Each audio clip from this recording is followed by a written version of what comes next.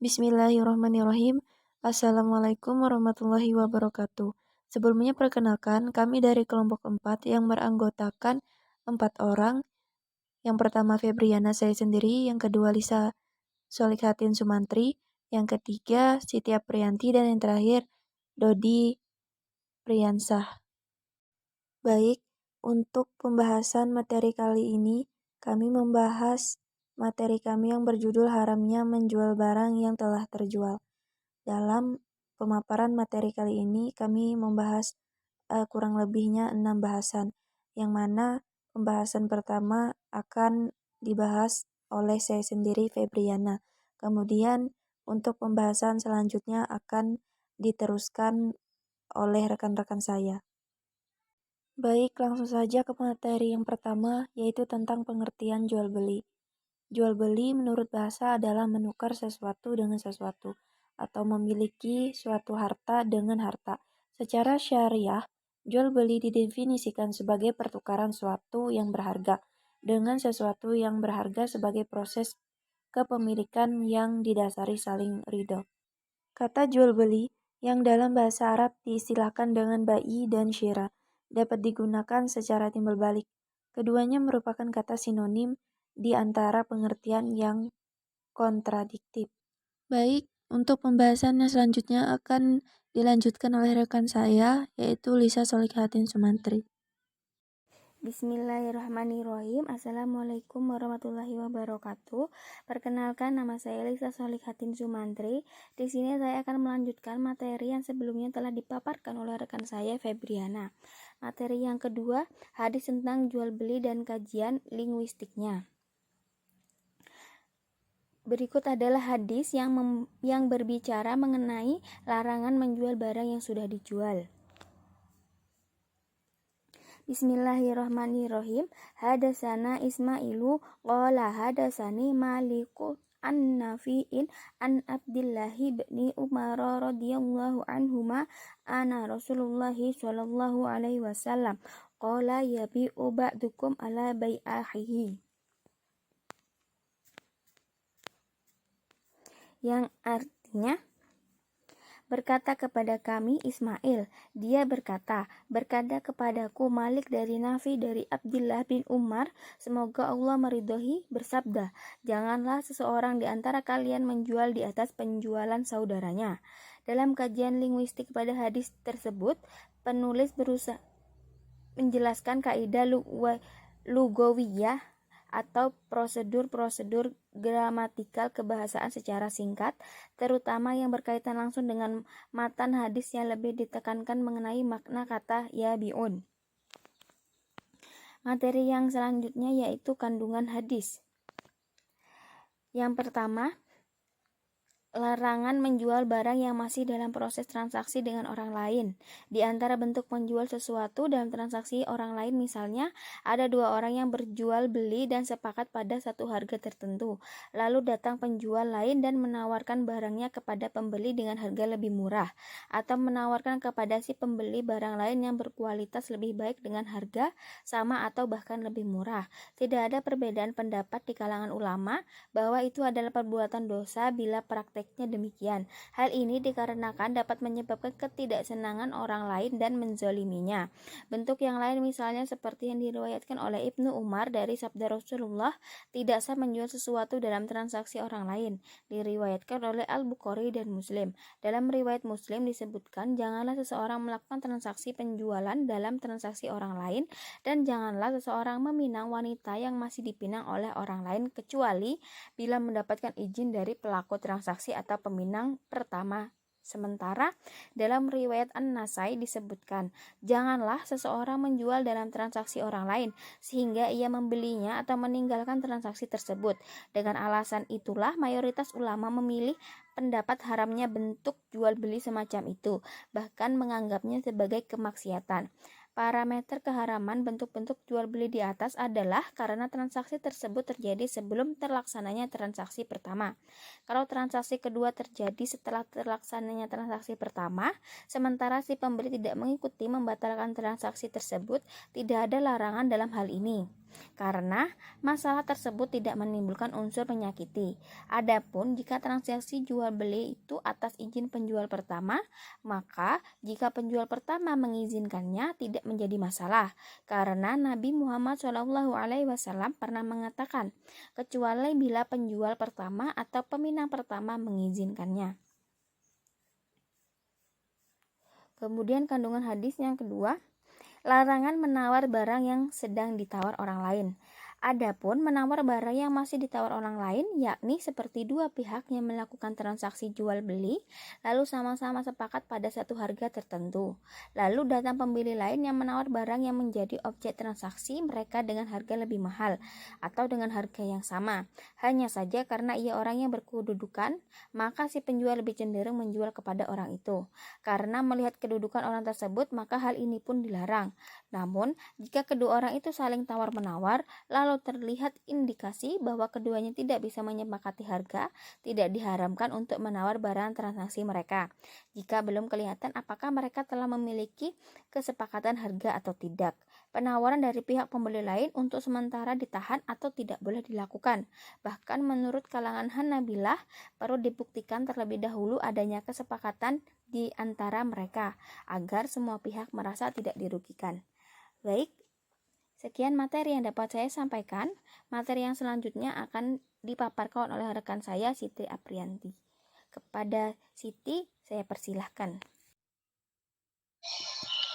Baik, langsung saja untuk materi yang keempat, beberapa hadis yang memiliki tema yang relevan dengan hadis di atas. Yang pertama, dari Ibnu Umar bahwa Nabi SAW bersabda, janganlah seseorang di antara kamu membeli atas pembelian saudaranya, dan janganlah ia meminang atas pinangan saudaranya, kecuali saudaranya mengizinkannya. Hadis riwayat Ahmad.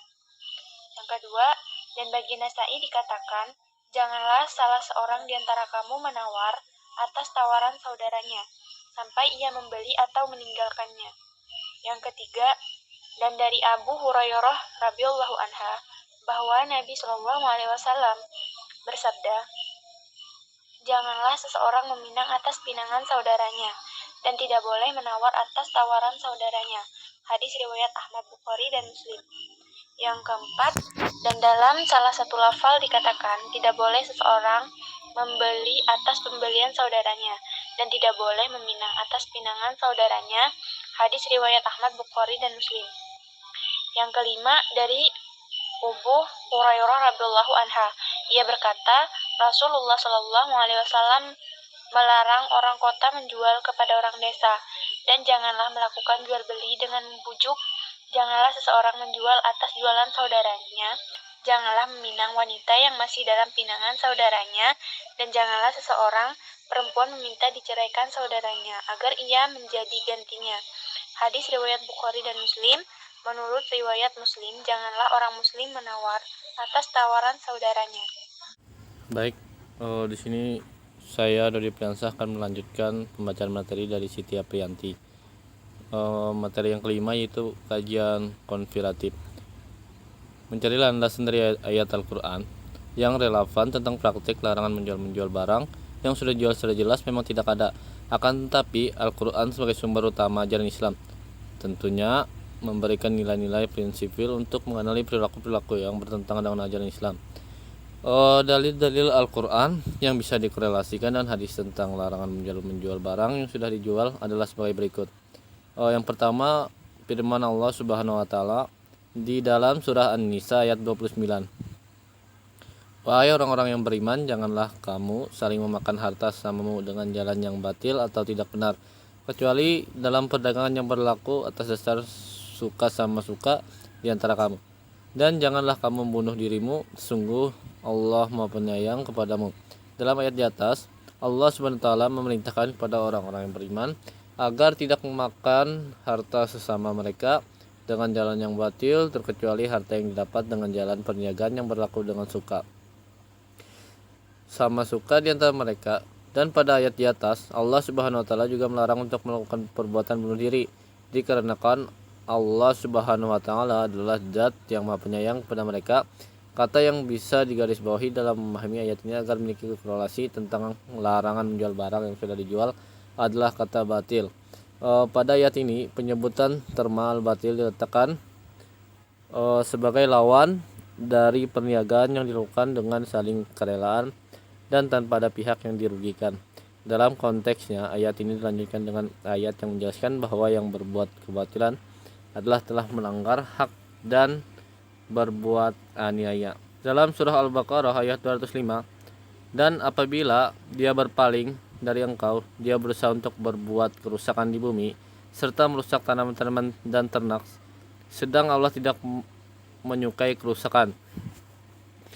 Dalam ayat di atas, Allah Subhanahu wa taala menjelaskan bahwa ada golongan manusia yang apabila ia berpaling dari golongan manusia yang lainnya, maka ia berjalan di bumi untuk mengadakan kerusakan padanya dan merusak tanaman-tanaman dan binatang ternak. Dan Allah tidak menyukai kebinasan. Kata kunci yang bisa diambil dalam mengkorelasikan ayat-ayat tersebut di atas adalah kata al-fasad. Terma al-fasad di dalam Al-Quran disebutkan sebanyak 48 kali dalam bentuk-bentuk lafaz syadat, la tufsiduna, tufsidu, linufsida, yufsida, liyufsidu, yufsidun, al-fasad, fasyadan, al-mufsidun, mufsidin. Dari bentuk-bentuknya, yang terbanyak dimana adalah mufsidin 18 kali, al-fasad 8 kali, yufsidun 5 kali, tufsidu 4 kali, fasyadan 3 kali, al-fasyadat. Yufsidu al-mufsidun masing-masing 2 kali dan selainnya masing-masing 1 kali.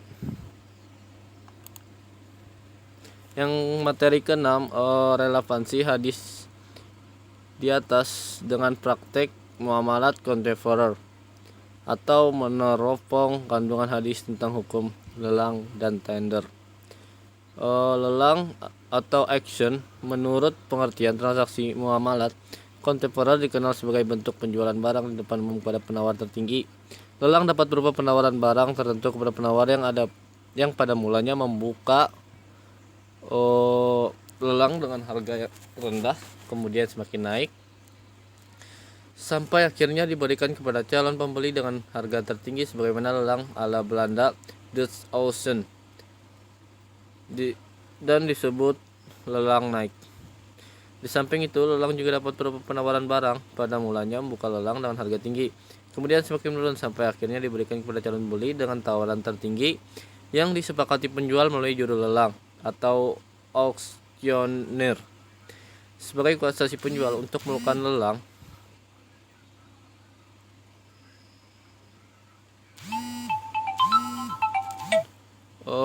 dan biasa ditandai dengan ketukan disebut lelang turun. Lelang ini dipakai pula dalam praktik penjualan saham di bursa efek, di mana penjual dapat menawarkan harga yang diinginkan, tapi jika tidak ada pembeli, penjual dapat menurunkan harganya sampai terjadi kesepakatan.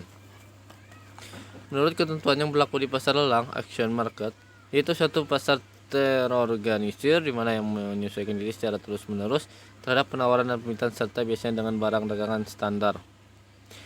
Jumlah penjual dan pembeli cukup besar dan tidak saling mengenal. Pelaksanaan yang lelang dapat menggunakan persyaratan tertentu, seperti si penjual dapat menolak tawaran yang dianggapnya terlalu rendah, yaitu dengan memakai batas harga terendah atau cadangan. Hal itu dengan tujuan untuk mencegah adanya triplikator berupa komplotan lelang atau auction ring dan komplotan penawar atau bidders ring, yaitu sekelompok pembeli dalam lelang yang bersekongkol untuk menawar dengan harga rendah, dan jika berhasil kemudian dilelang sendiri di antara mereka. Penawaran curang seperti itu disebut penawaran cincai. Adapun dalam kasus barang sitaan, dalam kasus kevalitan atau lainnya, pembatasan harga terendah dilakukan untuk mencegah permainan curang antara pemilik barang dan pembeli. Sedangkan tender juga memiliki makna penawaran, yaitu suatu penawaran atau pengajuan oleh petender untuk memperoleh persetujuan mengenai alat bayar sah atau jasa guna melunasi suatu utang atau kewajiban agar terhindar dari hukuman atau penyitaan jika tidak dilunasi. Dalam kontrak bisnis, tender merupakan suatu penawaran yang dilakukan oleh pemasok atau supplier atau kontraktor untuk memasok atau memborong barang atau jasa berupa penawaran terbuka atau open tender, di mana para peserta tender dapat bersaing menurunkan harga dengan kualitas yang dikehendaki. atau berupa penawaran tertutup, di mana penawaran dimasukkan dalam amplop bermaterai dan dibuka secara serempak pada saat tertentu untuk dipilih yang terbaik dari aspek harga maupun kualitas, dan para peserta dapat menurunkan harga lagi. Tender juga sering dipakai untuk pelaksanaan suatu proyek, di mana pemilik proyek memiliki lelang dan calon peserta atau pelaksana proyek mengajukan penawaran atau tender dengan persaingan harga terendah dan barang atau jasa yang sesuai. Biasanya sering terjadi penyimpangan dalam tender, diantaranya berupa penawaran cincai atau kolusi dengan praktik sogok dan atau cara lainnya yang tidak sehat untuk menekan penawaran atau tendernya.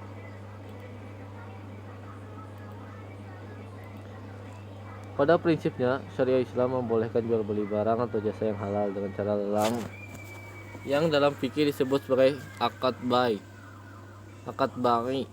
mujayadah, dalam bentuknya yang sederhana pernah dilakukan oleh Nabi Shallallahu Alaihi Wasallam ketika didatangi oleh seorang sahabat dari kalangan Ansor meminta sedekah kepadanya. Lalu Nabi bertanya, apakah di rumahmu ada suatu aset atau barang? Yang jawab, ya ada sebuah hirs atau kain usang yang kami pakai sebagai selimut sekaligus alas, dan sebuah kip atau cangkir besar dari kayu yang kami pakai minum air. Lalu beliau menyuruhnya mengambil kedua barang tersebut. Ketika ia menyerahkannya kepada Nabi, beliau mengambilnya lalu menawarkannya, siapakah yang berminat membeli kedua barang ini? Lalu seseorang menawar keduanya dengan harga 1 dirham. Maka beliau mulai meningkatkan penawarannya, siapakah yang mau menambahkannya lagi dengan 1 dirham? Lalu berkatalah penawar lain, saya membelinya dengan harga 2 dirham. Kemudian Nabi menyerahkan barang tersebut kepadanya dan memberikan 2 dirham hasil lelang kepada sahabat Ansar tadi. Hadis riwayat Abu Daud, An-Nasa'i, dan Ibnu Majah. Lebih jelasnya, praktik penawaran sesuatu yang sudah ditawar orang lain dapat diklasifikasi menjadi 3 kategori. Yang pertama, bila terdapat pernyataan eksplisit dari penjual persetujuan harga dari salah satu penawar, maka tidak diperkenankan orang lain untuk menawarnya tanpa izin penawar yang disetujui tawarnya. Kedua, bila tidak ada indikasi persetujuan maupun penolakan tawaran dari penjual, maka tidak ada larangan syariat bagi orang lain untuk menawarnya maupun menaikkan tawaran pertama.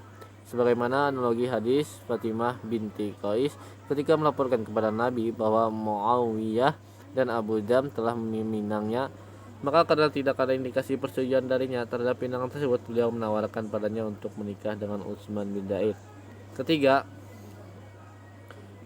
bila ada indikasi persetujuan dari penjual terhadap suatu penawaran meskipun tidak dinyatakan secara eksplisit, maka menurut Ibnu Qudamah tetap tidak diperkenankan untuk ditawar orang lain. Adapun mengenai tender, pada substansinya tidak jauh berbeda ketentuan hukumnya dari lelang karena sama-sama penawaran suatu barang atau jasa untuk mendapatkan harga yang dikehendaki dan kondisi barang atau jasa sebagaimana diminati. Namun untuk mencegah adanya penyimpangan syariah dalam pelanggaran hak norma dan jika dalam praktik lelang maupun tender, syariat Islam memberikan panduan dan kriteria umum sebagai guideline, yaitu diantaranya yang pertama, transaksi dilakukan oleh pihak yang cakap hukum atas dasar saling sukarela. Yang kedua, objek lelang dan tender harus halal dan bermanfaat. Yang ketiga, pemilikan penuh pada barang atau jasa yang dijual. Yang keempat, kejelasan dan transparansi barang atau jasa yang dilelang atau ditenderkan tanpa adanya manipulasi seperti window dressing atau lainnya. Kelima, kesanggupan penyerahan barang dari penjual. Keenam, kejelasan dan kepastian harga yang disepakati tanpa berpotensi menimbulkan perselisihan. Ketujuh, tidak menggunakan cara yang menjurus kepada kolusi dan suap untuk memenangkan tender.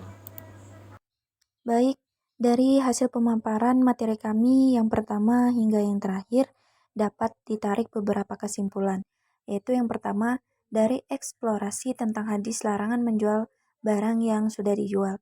Sebagaimana yang telah disampaikan di atas, setidaknya ada beberapa praktek dalam jual beli dalam hadis ini yang dilarang, yaitu apa saja? Yang pertama, larangan membeli barang yang sudah dibeli. Yang kedua, larangan menjual barang yang sudah dijual. Yang ketiga, larangan menawar di atas penawaran orang lain. Nah, untuk beberapa larangannya yang disebutkan di atas itu berlaku jika memenuhi beberapa unsur, misalkannya tidak ada kesepakatan sebelumnya antara pihak yang sedang bertransaksi. Larangan ini itu disebabkan karena adanya unsur menyakiti dan juga menzolimi kepada sesama. Baik, sekian dari pemaparan materi kami kali ini. Jika masih banyak kekurangan dalam kami menyampaikan atau menjelaskan, kami mohon maaf yang sebesar-besarnya. Kurang dan lebihnya kami mohon maaf. Wassalamualaikum warahmatullahi wabarakatuh. Semoga apa yang kami sampaikan dapat bermanfaat.